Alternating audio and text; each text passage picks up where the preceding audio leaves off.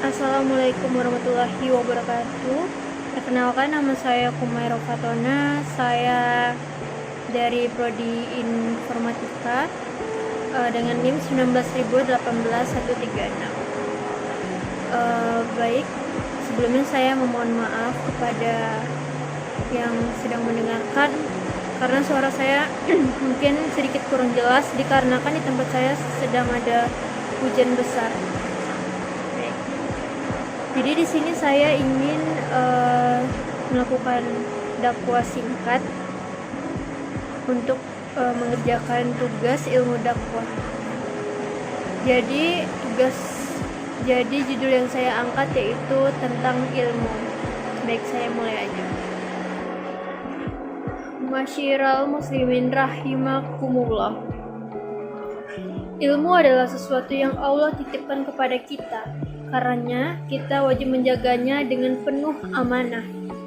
Amanah pada ilmu artinya kita cari ilmu itu dengan cara yang benar. Kita pahami dengan pemahaman yang benar, dan kita sampaikan dengan benar pula.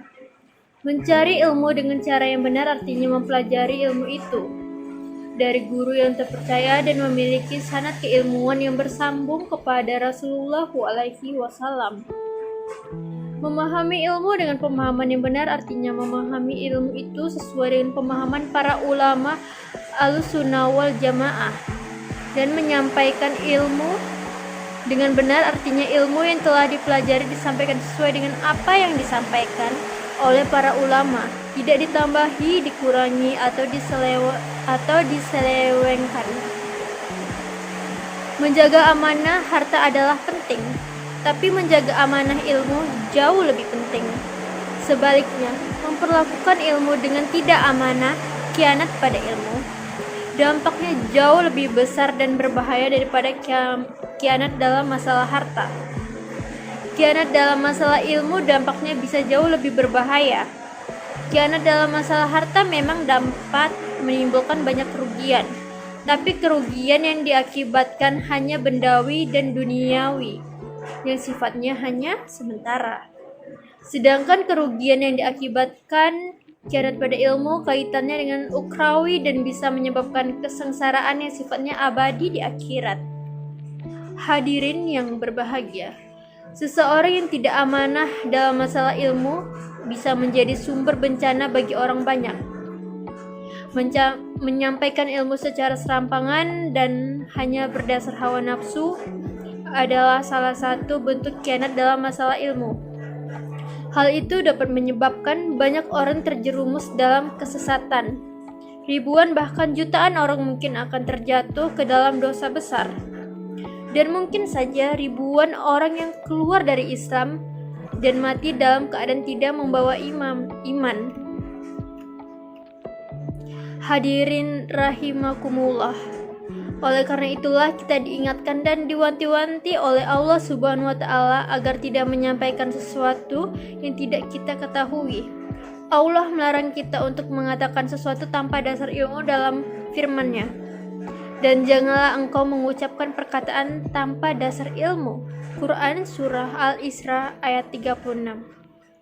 Di antara sikap amanah dalam menjaga ilmu adalah tidak malu dan gengsi mengatakan saya tidak tahu. Pada saat tidak mengetahui satu persoalan terutama yang terkait dengan agama.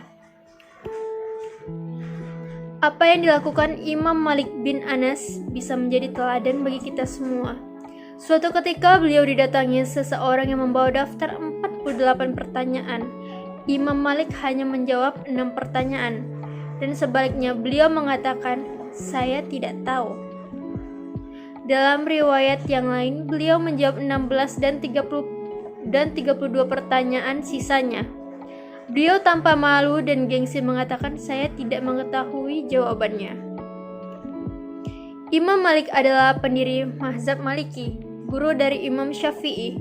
Beliau berjuluk Imamu Daril Hijrah, pucuk pimpinan para ulama kota Madinah. Beliau tidak hanya berhasil mencetak para ulama besar sekali berimam Syafi'i. Di samping itu dari madrasahnya lahir pula para wali besar sekali berimam Zunnun al-Misri.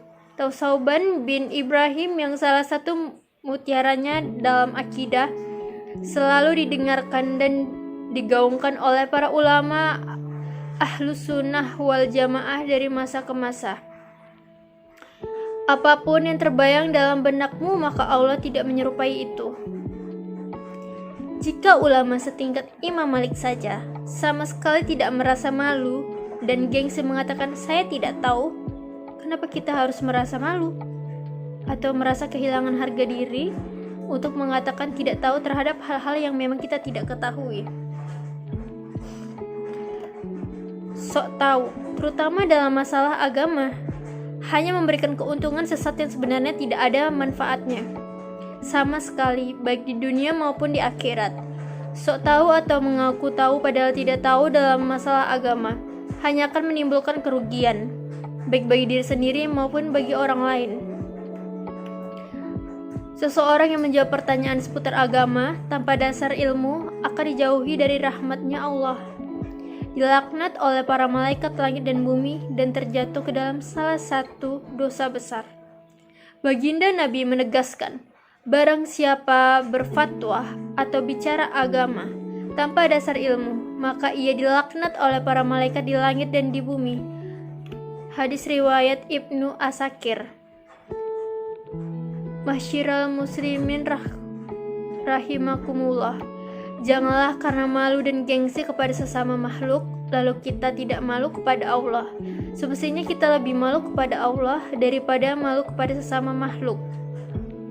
Rasa gengsi dan malu kepada sesama makhluk tidaklah bermanfaat sama sekali di akhirat. Anggap dari sesama makhluk bahwa kita alim dan banyak ilmu tidak akan melapang rezeki dan menunda ajal kita.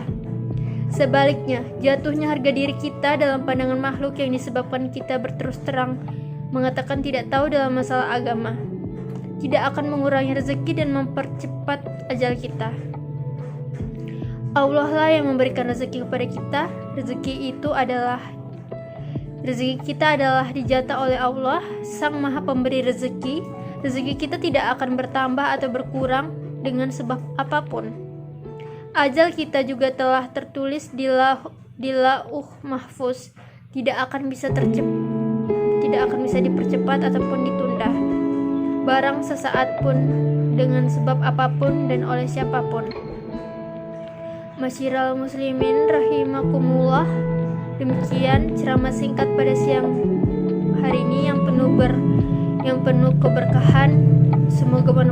Semoga bermanfaat dan membawa barokah bagi kita semua. Amin ya rabbal alamin. Assalamualaikum warahmatullahi wabarakatuh.